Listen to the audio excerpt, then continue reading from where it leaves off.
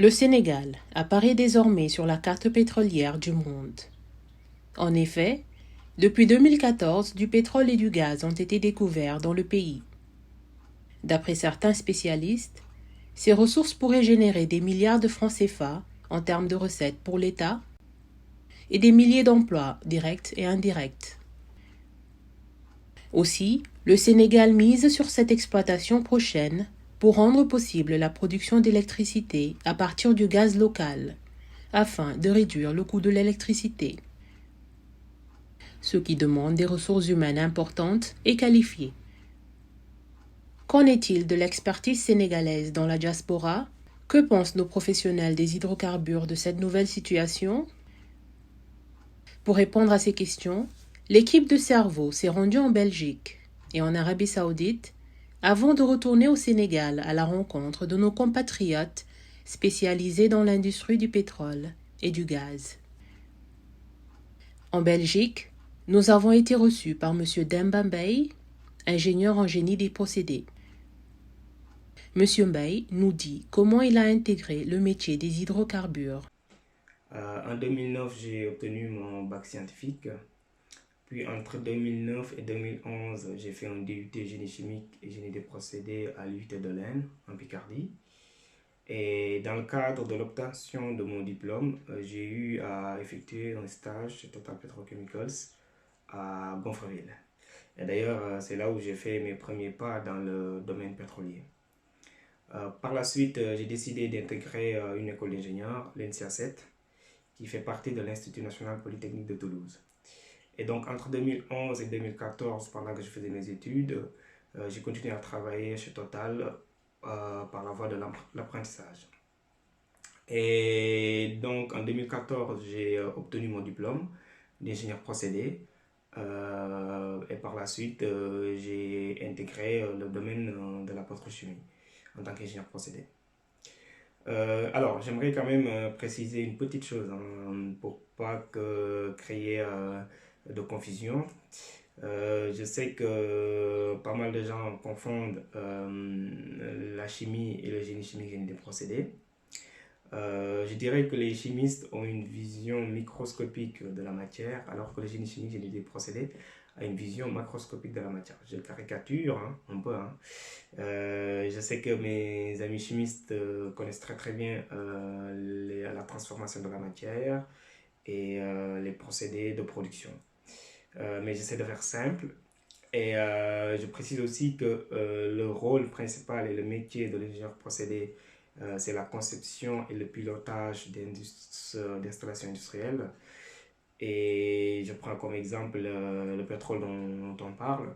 Donc le pétrole en tant que tel n'est pas un produit qui est utilisable à l'état brut. Il doit être transformé.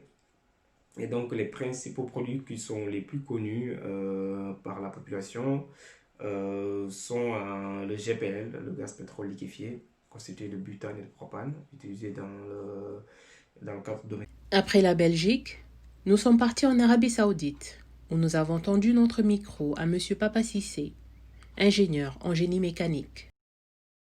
Je suis natif du Ndoukoumane, précisément de Kaffrine.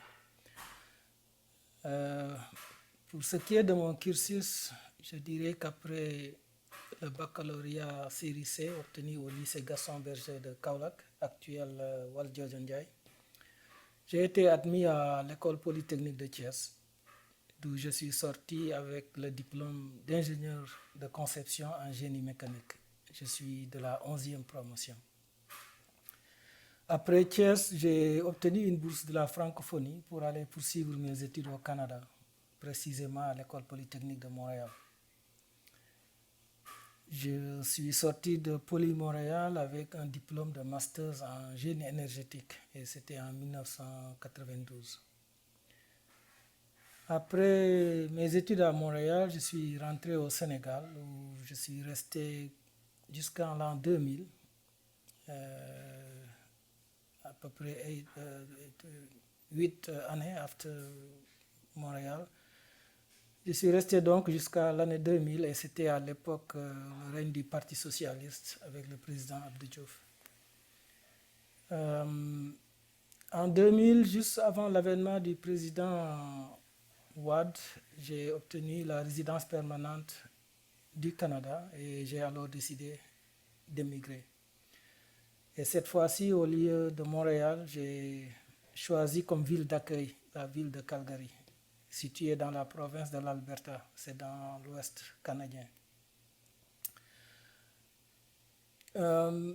On pourrait considérer Calgary comme la capitale du pétrole au Canada. La plupart des grandes compagnies œuvrant dans le secteur du pétrole y sont présentes. Shell, ExxonMobil, Chevron, l'ancienne Petro-Canada, ConocoPhillips, etc. Tout le monde ne le sait peut-être pas, mais le Canada dispose de beaucoup de pétrole en fait. C'est la troisième réserve mondiale après le Venezuela et l'Arabie Saoudite. La seule difficulté, c'est que ce n'est pas du pétrole conventionnel. C'est plutôt ce qu'on appelle les sables bitumineux. C'est du pétrole mélangé avec du sable.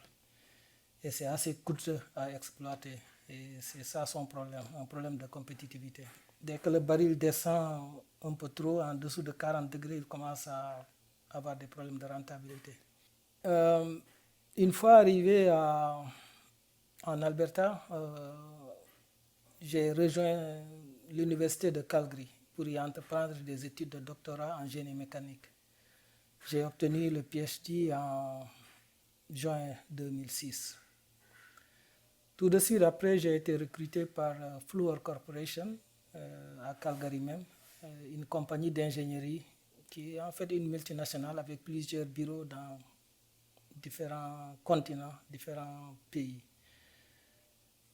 J'ai travaillé avec Fluor pendant un total de 5 ans et j'ai eu aussi l'opportunité de travailler avec d'autres grands bureaux d'études comme Bechtel à travers sa filiale du nom de Bantrel, toujours à Calgary. J'ai travaillé aussi dans le groupe Saipem, un autre bureau d'études, c'est un groupe italien et j'ai travaillé avec eux toujours à Calgary, dans leur filiale à Calgary. Au total, j'ai accumulé environ une bonne dizaine d'années de bureau d'études, et ce qui m'a permis de faire mes armes dans le secteur pétrolier, avec comme spécialité les équipements de transfert de chaleur. Comme vous savez, le processing du pétrole après la production concerne beaucoup de transfert de chaleur. Donc, il faut vaporiser, condenser, chauffer, refroidir, etc. Et en 2014, j'ai reçu une offre d'emploi de Saudi Aramco que j'ai acceptée. Aramco, c'est la compagnie nationale saoudienne du pétrole. Et depuis lors, presque 6 ans maintenant, je travaille pour Aramco ici en Arabie Saoudite. De retour au Sénégal, notre équipe a rendu visite à Madame Aïssatou Niane Diop, ingénieure en génie des procédés. Bien qu'étant présentement à Dakar, Madame Diop travaille à distance pour une multinationale française. Comme je l'ai dit tout à l'heure, je suis ingénieure en génie des procédés, donc j'ai eu une formation scientifique assez classique. J'ai eu mon bac S1 ici au Sénégal, au lycée Charles Foutier de Saint-Louis. Je suis ensuite allée en France, c'était en 2009, donc j'y ai fait 2 ans de classe préparatoire aux grandes écoles scientifiques, donc au lycée Descartes de Tours. À la suite de ça, en 2011, j'ai pu intégrer, en faisant les concours d'accès aux grandes écoles, j'ai pu intégrer l'INP LCA7 de Toulouse, qui est une école qui forme des ingénieurs en génie des procédés, en génie chimique, en génie industriel, en génie des matériaux et en chimie pure. Donc pour ma part, j'ai fait la spécialisation en génie des procédés. Donc c'est une formation qui consiste à former 2 types de profils. Donc d'abord des profils d'ingénieurs qui vont vraiment travailler dans les boîtes d'ingénierie pure. Donc ils vont faire toute la partie de conception des unités de production. Donc la partie dimensionnement des équipements, la partie simulation des équipements, donc voir si tout marche, faire tous les calculs, faire les simulations, etc. et un autre profil d'ingénieurs qui seront plutôt les ingénieurs de terrain, qu'on appelle les ingénieurs de production. Donc, qui vont eux s'occuper de faire marcher ces unités qui ont été préalablement dimensionnées dans les ingénieries. Donc, ils vont au quotidien faire la gestion de production, savoir comment marchent les équipements. Donc, en cas de problème, pouvoir dire c'est tel équipement qui ne fonctionne pas parce qu'il y a telle pression qui n'est pas respectée, etc. Des choses comme ça. Gérer les opérateurs, être aussi au courant de tous les risques qu'il y a sur les unités. Donc voilà, en industrie, il y a énormément de risques industriels. Donc être à jour de ce type de choses-là et pouvoir gérer un flux de production qui est fluide. Donc pour ma part, je ne suis pas ingénieure de terrain, je me dirais, j'ai le premier profil et je tiens aussi à préciser que je ne suis pas ingénieure spécialiste du pétrole. Donc je suis ingénieure procédé qui a une expérience dans le secteur pétrolier.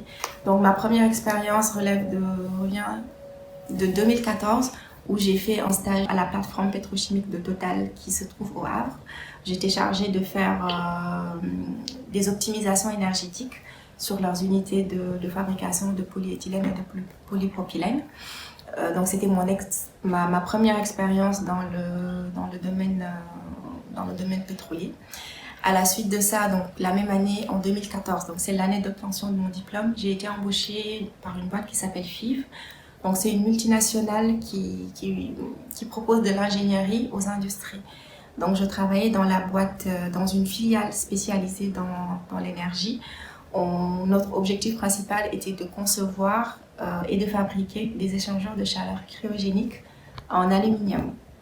Donc c'est un secteur assez particulier dans le milieu, mais ces équipements sont clés dans les unités de production. Donc on les vendait essentiellement à des pétroliers et à des gaziers. Donc cela m'a permis de pouvoir côtoyer ces deux types d'industries-là, donc d'aller sur ces sites, de voir comment ils fonctionnent, de comprendre les méthodes qu'ils ont de produire. Et ces méthodes-là étaient différentes en fait d'un pays à l'autre. Donc j'ai pu voyager dans pas mal de pays, donc j'ai pu aller en... Nos compatriotes sont largement revenus sur les nombreux avantages que le Sénégal pourrait tirer de cette exploitation prochaine du gaz et du pétrole. D'après l'Agence internationale de l'énergie, en 2022, le Sénégal produirait 100 000 barils de pétrole par jour, l'équivalent de 5 millions de tonnes de pétrole par an. Si on compare cette production à celle des grands pays producteurs mondiaux, citons l'exemple des États-Unis qui ont produit en 2018 autour de 660 millions de tonnes de pétrole. Et après les États-Unis, il y a l'Arabie Saoudite qui a produit autour de 580 millions de tonnes, puis la Russie autour de 560 millions de tonnes. On voit que le Sénégal est loin derrière ces grands pays producteurs, mais la quantité de pétrole qui a été découverte au Sénégal n'est pas négligeable. D'autant plus, la première année, la production est faible, puis il y a une phase de montée en puissance et une phase décroissante qui est liée à l'épuisement des puits de pétrole. Mais ça, c'est sur plusieurs années, après plusieurs années de production. À mes yeux, je vois deux avantages qui sont importants pour les Sénégalais par rapport aux besoins des Sénégalais et par rapport à la situation économique du Sénégal. Le premier avantage, c'est l'accès à l'emploi et le second avantage, c'est l'accès à l'énergie et à l'électricité. L'accès à l'emploi, vous savez que dans les pays africains, la population est jeune et le taux de chômage est assez important. Il faut noter aussi que le milieu des hydrocarbures et du pétrole crée beaucoup d'emplois. Je vais citer l'exemple du Qatar, qui est un petit pays et qui a des réserves en gaz et en pétrole quand même assez importantes. Il ne faut pas comparer en termes de quantité de production ni en termes de population le Qatar et le Sénégal, ce n'est pas comparable, mais citons le régime qatari. Au Qatar, les hydrocarbures emploient près de 38% de la population, ce qui n'est pas négligeable. Donc il faudrait créer toute une chaîne de valeur autour du pétrole pour espérer booster l'accès à l'emploi des Sénégalais. Le second avantage, c'est l'accès à l'énergie et à l'électricité. Selon l'Agence internationale de l'électricité, seulement 70% des Sénégalais avaient accès à l'électricité en 2018, ce qui est faible par rapport aux pays européens où quasiment 100% de la population a accès à l'électricité. Il faut noter aussi que 25% de la production en électricité est faite à partir du gaz et 31% à partir du pétrole. Le reste est produit à partir du nucléaire, puis à partir des énergies renouvelables. Donc il faut espérer que avec la découverte du pétrole à l'horizon 2030 et 2040, le Sénégal pourrait augmenter sa production en électricité et alimenter 100% des Sénégalais en électricité. Il y a un autre aspect aussi qui est important sur la découverte du gaz et du pétrole. Vous savez que pas mal de ménages en Afrique et aussi au Sénégal utilisent la biomasse, donc le combustible solide dans les ménages. Avec la découverte du gaz, j'espère que les Sénégalais auront accès facilement à cette énergie dans les horizons 2030 et 2050. Ça, ce sont à mes yeux les deux avantages les plus importants. Je précise aussi que pour le gaz, à l'horizon 2030-2050, le monde va se tourner vers le gaz parce que le gaz a l'avantage de rejeter moins de CO2 que le pétrole. Mais on aura toujours besoin du pétrole qui va garder une part quand même plus importante dans le mix énergétique. Donc voilà les deux avantages qui sont à mes yeux les plus importants. Il y en a d'autres. D'autres personnes vont vous citer d'autres avantages. Je pense citer un dernier, c'est le transfert technologique.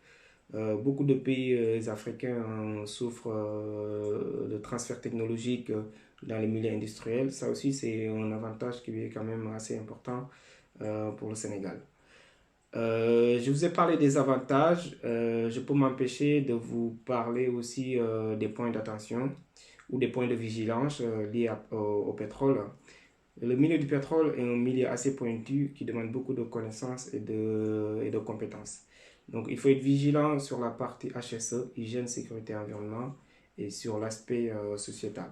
Donc, il ne faut pas négliger ces deux aspects qui sont aussi très, très importants dans la découverte du pétrole sénégalais. Le pétrole et le gaz sont des ressources très importantes qui peuvent apporter énormément. Si vous prenez le cas des pays arabes, l'Arabie Saoudite, le Qatar, les Émirats Arabes Unis, le Koweït, ce sont des pays dont les revenus par tête d'habitant sont assez élevés. Et tout cela, c'est grâce au pétrole et au gaz. Au Sénégal, on est certes dans un autre modèle. Néanmoins, je pense qu'il y a toujours bien des avantages à tirer. Au-delà des royalties et taxes, le Sénégal pourrait renforcer son tissu industriel de façon à transformer localement le maximum possible de la production de brut. À mon avis, le Sénégal devrait se doter d'une raffinerie moderne de grande capacité pour fournir la totalité des besoins domestiques en carburant. À terme, on ne devrait plus importer de l'essence, du gasoil, du kérosène, etc.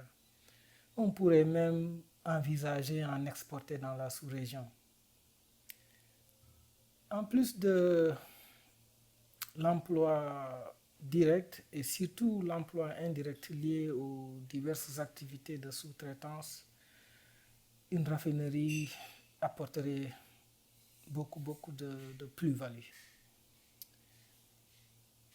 En même temps, ça permettra le développement de beaucoup de petites entreprises prestataires de services. Par exemple, dans la maintenance, on sait que dans ces genres d'installations, la maintenance occupe une grande place et nécessite de grands budgets que des entreprises, de petites entreprises prestataires de services locales pourraient se partager. Mieux, je pense que le Sénégal devrait aussi promouvoir la création d'autres usines pour une transformation locale encore plus poussée. Par exemple, des usines de lubrifiants, d'asphalte de produits pétrochimiques tels les plastiques utilisés dans les conduits en PVC, les emballages pour nourriture, les matériaux de construction et même les tissus pour vêtements comme le nylon. Tout ceci va générer plus de plus-value et en même temps booster l'emploi. Et j'espère qu'il existe déjà un plan dans ce sens. Un autre chantier à vraiment prendre en compte pour bien profiter de ces ressources, c'est le contenu local. Tout ce qui peut se faire localement doit être fait localement, pas ailleurs. La préférence nationale doit être de rigueur pour certains emplois, comme cela se fait d'ailleurs dans d'autres pays, comme ici dans les pays arabes, on trouve des emplois exclusivement réservés aux nationaux. Il faut également promouvoir la création de joint ventures, des partenariats gagnant-gagnant entre investisseurs étrangers et locaux. Et l'État doit mettre en place un système pour appuyer financièrement les entrepreneurs locaux dans ce sens. Cela va favoriser le transfert de technologies et permettre en même temps de garder une bonne partie des retombées dans le pays. Voilà, je pense ceux-là sont quelques-uns des avantages que le Sénégal a. Donc les avantages que le Sénégal pourrait en tirer sont nombreux. Pour ma part, j'en citerai que deux qui me paraissent les plus importants. Mais avant cela, le contexte actuel est qu'on a du gaz et du pétrole. Donc le gaz, il est essentiellement le plus gros puits et au niveau de la frontière sénégalo-mauritanienne, au large de l'Atlantique, qui est le projet aujourd'hui qui s'appelle Grand Tortue, qui est piloté par BP. C'est un gros puits qui pourrait produire jusqu'à 700 milliards de mètres cubes de gaz, en estimation bien sûr. Ensuite, il y a donc, les puits qui sont au niveau de Rufisque. Il y en a d'autres, mais ces deux-là sont les plus importants. Au niveau du pétrole, donc, la capacité est moins importante que ce qu'il y a au niveau du gaz, mais ça reste quand même important. Pour avoir une idée, une comparaison, on ne serait pas au niveau des géants africains comme le Nigeria, l'Égypte ou l'Angola, mais ces capacités pourraient nous rapprocher des productions comme celle du Gabon ou du Congo, par exemple, aujourd'hui. Donc ça permet d'avoir quand même une idée de là où ça pourrait positionner le pays. Donc au niveau des avantages, le premier pour moi, il est économique. On est un pays sous-développé qui peut utiliser tous les leviers qui a à sa portée, je pense, pour se développer et pour améliorer surtout la qualité de vie des gens. Donc déjà, je pense que les populations qui vivent aux environs de ces gisements-là doivent être utilisées. Le chômage doit être réduit dans ces zones-là et créer de l'emploi relatif à ce secteur-là. Au niveau plutôt national, l'impact doit se ressentir dans le prix de l'électricité, dans le prix de l'essence, et ces choses-là impactent naturellement le pouvoir d'achat des Sénégalais et va aider à augmenter le produit intérieur brut de façon globale. Donc je pense que le point le plus important est l'économie. Ensuite, à côté de ça, un point également très utile et très important, c'est la technique et la technologie. Donc le pays doit utiliser le prétexte, de ces exploitations-là pour miser sur la formation. Énormément de métiers peuvent être utilisés dans ce secteur-là. Donc dans l'ingénierie, donc je vais commencer par l'ingénierie, tous les types d'ingénieurs, tous les profils sont intéressants. Ils utilisent des ingénieurs procédés, des ingénieurs en génie civil, des électromécaniciens, des électrotechniciens, des informaticiens. Tous les secteurs quasiment peuvent travailler dans... Parce que le volet, en fait, il est large. Il n'y a pas que l'exploration, il n'y a pas que l'extraction. Il y a toute la partie transformation derrière. Il y a la partie liquéfaction, par exemple, pour le gaz. Il y a la partie raffinage, il y a la pétrochimie pour le pétrole, etc. Donc, c'est très vaste. Et dans cette fourchette, énormément de profils peuvent s'y retrouver. Donc ça, c'est la partie ingénierie. À côté de ça, donc, il y a des techniciens, il y a des spécialistes de différents secteurs comme le transport, comme la logistique. Donc tout peut être intégré. Donc il faut qu'on mise sur la formation et qu'on utilise nos personnes pour travailler dans ce secteur-là. À côté de ça, il y a la technique et la technologie. Donc actuellement, je pense que pour des raisons économiques, notre technologie n'est pas au point, ce qui est très normal. Mais il faut dans nos contrats, qu'on mette obligatoirement, qu'on utilise le transfert de technologie des pays qui vont venir exploiter au début. Donc il faut qu'au cours, tout au long du déroulement du contrat, qu'il puisse se faire un transfert de technique et de technologie qui nous permettra, nous, derrière, de prendre le relais. Ils n'ont pas manqué d'attirer l'attention de nos gouvernants sur les dangers d'une mauvaise gestion de ces ressources. 9 billion? Is it true? On peut voir les dangers liés à une mauvaise gestion du pétrole sur deux aspects essentiels. Le premier concerne la partie opérationnelle, donc la partie technique, qui est celle dans laquelle je travaille au quotidien dans la pétrochimie, et une partie purement économique qui est liée aux recettes générées à partir de l'exploitation du pétrole. Pour la partie production, moi je ne parlerai pas de danger, je parlerai plutôt des exigences qui sont liées à l'exploitation du pétrole. Il faut savoir qu'une équipe de production est composée essentiellement ou en général d'un ingénieur procédé, production, d'un chef d'équipe associé à des opérateurs. L'équipe production est chargée de suivre tous les paramètres opératoires pour produire la quantité de pétrole demandée et s'il en existe, de respecter aussi les qualités spécifiées. Le service production ne travaille jamais seul, il est secondé par d'autres services, par exemple de la maintenance, constituée d'instrumentistes, d'électriciens et d'autres corps de métier. C'est pour ça qu'il faudrait qu'au Sénégal, créer une main-d'œuvre qualifiée pour piloter ces installations industrielles complexes afin de produire du pétrole en quantité demandée avec un bon rendement et une bonne fiabilité des équipements. Et tout ça en respectant les normes hygiène, sécurité et environnement qui deviennent de plus en plus restrictives vu le contexte actuel mondial. Pour l'aspect économique, c'est-à-dire les recettes qui sont générées par l'exploitation du pétrole, il faut savoir que parmi les pays producteurs de pétrole, les pays africains font partie des pays les plus pauvres en fait. Et souvent, ça s'explique par une corruption qui est beaucoup plus présente dans les pays africains et ça s'explique aussi par une gestion opaque de l'exploitation pétrolière. Il y a aussi un aspect qu'il ne faut pas négliger, c'est la dépendance des recettes pétrolières par les pays africains.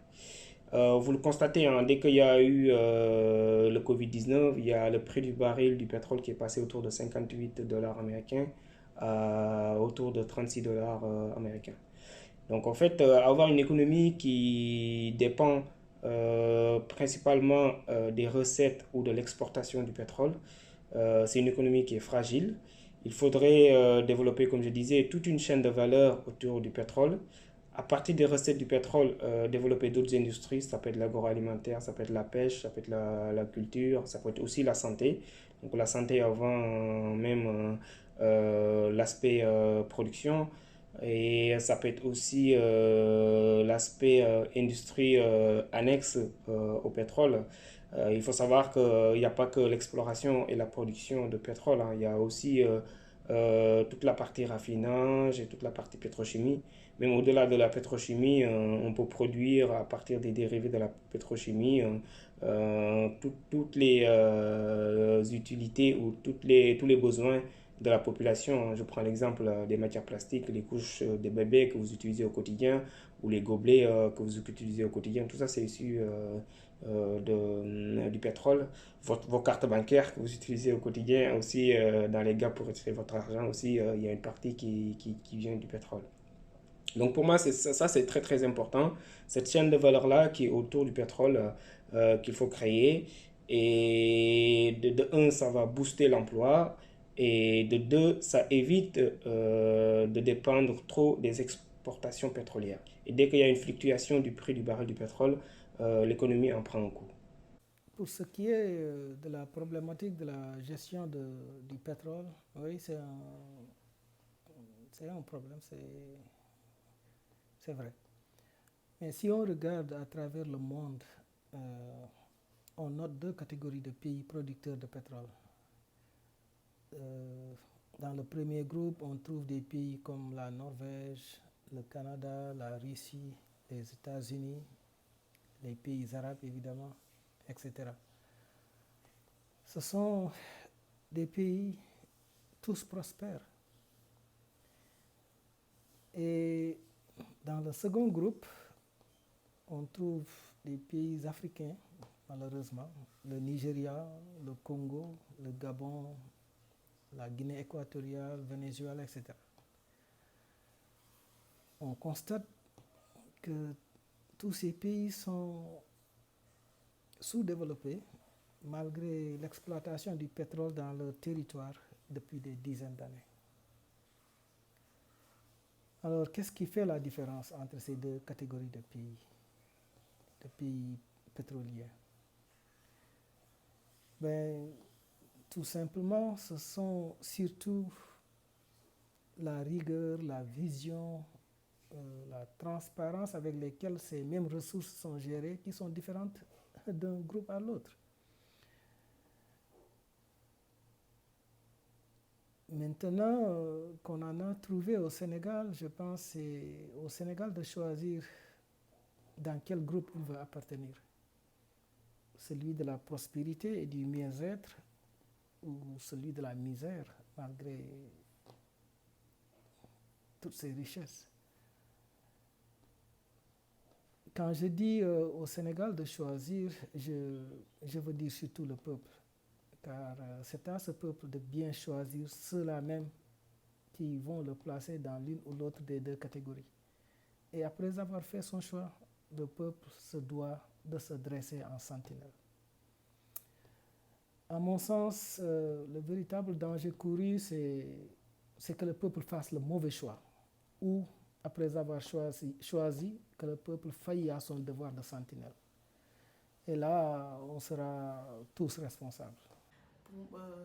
Je pense que les scénarios les pires, c'est les scénarios qu'on voit actuellement dans des pays comme le Venezuela ou le Cuba, où ils ont énormément de ressources, mais où actuellement tout est bloqué. Ils sont sous embargo, où le pays est tellement instable politiquement que rien ne peut s'y passer, les contrats sont gelés et ce sont les populations qui sont les plus impactées. Donc pour éviter d'arriver à des stades comme ça, le premier point pour moi est la transparence dans la gestion. Donc il faut une gestion transparente de ce qui se fait, octroyer les contrats en suivant les bons processus, les octroyer de la façon la plus juste et la plus honnête possible. Pareil au niveau des postes, au niveau des sociétés, etc. Essayer d'employer les bonnes personnes. Il y a des personnes qui ont fait des études pour ça, qui sont spécialisées, qui savent de quoi ça parle. Donc mettre vraiment des personnes compétentes pour gérer ce secteur. Parce que là, on en est au début. Donc il faut poser les bonnes bases, il faut que le socle soit bon pour qu'après, on puisse espérer en tirer quelque chose de positif. C'est pour moi le premier point.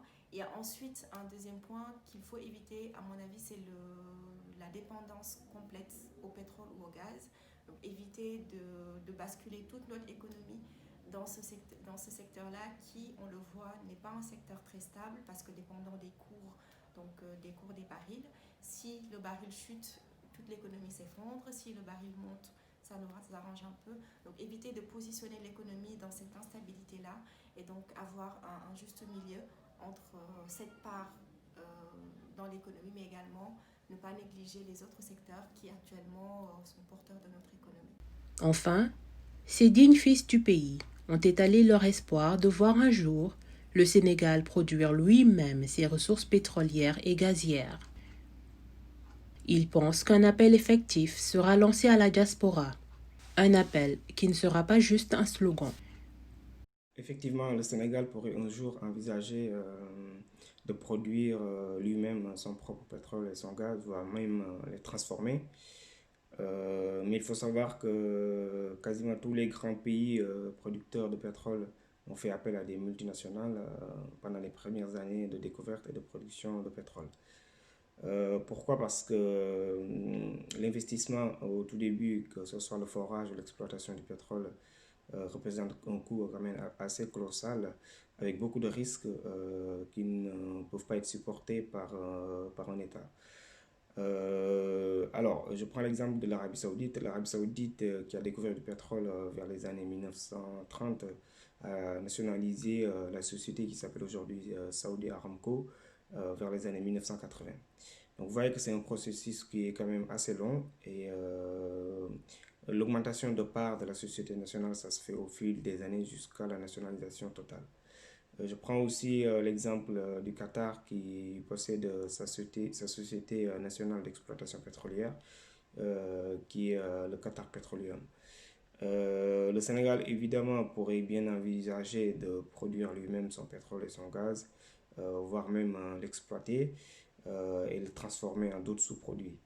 À condition que les ressources humaines sénégalaises soient assez bien formées pour piloter les installations complexes de l'exploitation pétrolière.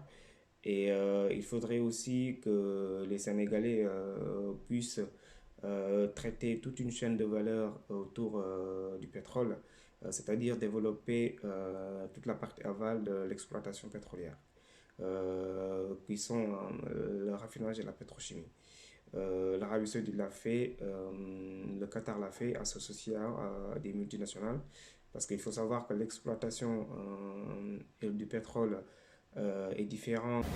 Il est fort possible que le Sénégal produise lui-même son pétrole. Je pense d'ailleurs que c'est le seul objectif que l'on doit se mettre pour pouvoir tirer le maximum de profit de ce secteur pétrolier-là. Donc pour cela, il faudrait qu'à chaque maillon de la chaîne de production, qu'il y ait une entreprise sénégalaise, au moins une qui soit compétitive, qui puisse compétir avec les grandes entreprises qui nous viennent des autres pays et en qui on puisse avoir confiance et leur donner la chance de faire le travail.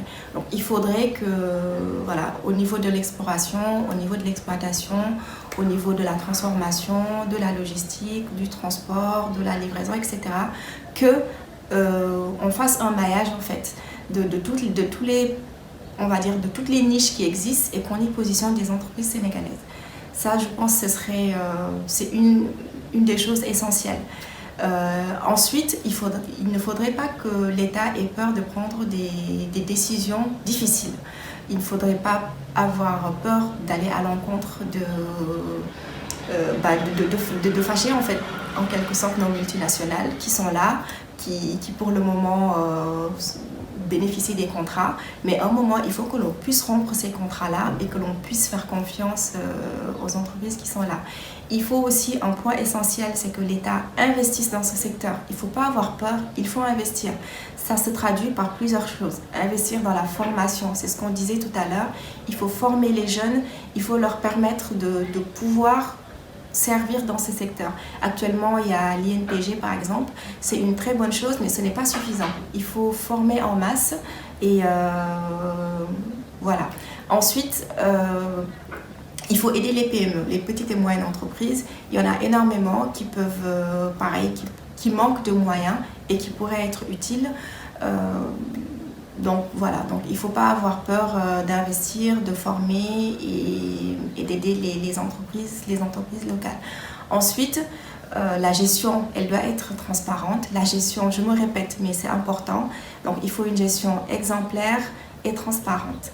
Et le dernier point, c'est pour moi récupérer les Sénégalais qui sont dans la diaspora. Il y en a énormément qui travaillent. Je pense qu'aujourd'hui, dans toutes les grandes boîtes du monde que l'on cite, les grandes multinationales, on y va, on y retrouve des Sénégalais. Quels que soient les secteurs d'activité, ils sont partout, ils sont compétents. Donc la compétence, elle est là. Donc soit actuellement au Sénégal ou dans la diaspora. Donc il faut aller chercher ces personnes-là qui ont énormément de choses à apporter. Il y en a beaucoup, je pense, qui préfèrent rester dans le confort qu'ils ont actuellement parce qu'ils savent que s'ils viennent au Sénégal, soit ils ne seront pas utilisés dans les bons postes, soit leur expérience ne sera pas reconnue, etc. Et ça, pour moi, c'est une perte pour le pays. Donc, il faut valoriser ces diplômes, valoriser ces compétences, valoriser ces profils, aller les chercher, les faire revenir et essayer de miser sur notre matière grise. En plus, voilà, comme je l'ai dit, des investissements que l'État pourrait faire, je pense qu'avec tout ça, il sera possible d'arriver un jour à produire nous-mêmes notre pétrole. Même si les gisements de gaz et de pétrole situent le Sénégal en bon rang dans le concert mondial des pays producteurs, le début de la gestion laisse apparaître des nébulosités. En effet, disposer du pétrole et du gaz est une chose, les gérer de manière responsable afin d'en tirer le maximum de profit en est une autre.